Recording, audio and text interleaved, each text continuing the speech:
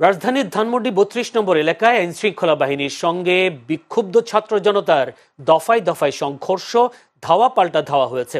এতে বেশ কয়েকজন আহত হয়েছেন।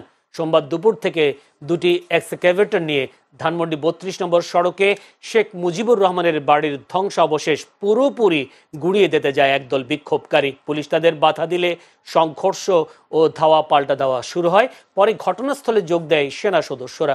দুপুরের পর আন্তর্জাতিক অপরাধ ট্রাইব্যুনালে মানবতা বিরোধী অপরাধের মামলায় সাবেক প্রধানমন্ত্রী শেখ হাসিনার বিরুদ্ধে রায় ঘোষণা হলে বিক্ষোভকারীরা ফের ৩২ নম্বরের দিকে যায়। আইনশৃঙ্খলা বাহিনী বাধা দিলে শুরু হয় ধাওয়া পাল্টা ধাওয়া। বিক্ষোভকারীদের ছত্রভঙ্গ করতে থেমে থেমে সাউন্ড গ্রেনেড নিক্ষেপ করে পুলিশ। আমরা সন্তুষ্ট না, কারণ সে যতটি মানুষ খুন করছে তার ততবার ফাঁসি দেওয়া উচিত। তার আদেশে তো এই খুনগুলো করা হয়েছে, তার একটা ফাঁসিতে আমরা সন্তুষ্ট না। এখানে সবাই আসছে রায় ঘোষণার আগেই, এবং এখানে আসা হয়েছে আওয়ামী ফ্যাসিবাদের যে তীর্থস্থান, সেই তীর্থস্থানকে গুড়িয়ে দেওয়ার জন্য। সবাই ধানমন্ডি ৩২ ঘুরাইতে আসেন, সবাই আসেন, সবাই আসেন। ২৫ জন ভাইকে আহত করা হয়েছে। প্রত্যেকটা রক্তের প্রতি ফোঁটা রক্তের প্রতিশোধ নিয়ে আমরা যাবো ইনশাআল্লাহ। ৩২ নম্বর এই জন্য ভাঙা উচিত যাতে করে আওয়ামীদের পরে যারা আসবে ওরা যাতে একটা ভালোভাবে শিক্ষা পায় যে আমরা যদি জনগণের উপর জুলুম করি আমাদের অবস্থাও একই অবস্থা হবে।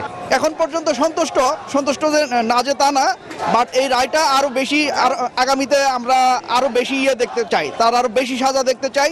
শুধু এই তিনজন না, এর সাথে জড়িত যারা যারা ছিল টপ টু বটম সবার যাতে বিচার হয় এই বাংলার মাটিতে।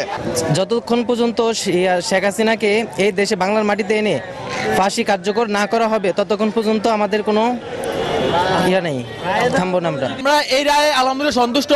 আমরা আরো সন্তুষ্ট হবো যখন এই রায়টা আমাদের জনসম্মুখে কার্যকর করা হবে। বাংলাদেশের ফাঁসির দড়িতে যেন সে তাকে ঝুলিয়ে হত্যা করা হয়, ফাঁসির রায় যেন তাকে শেষ হয়।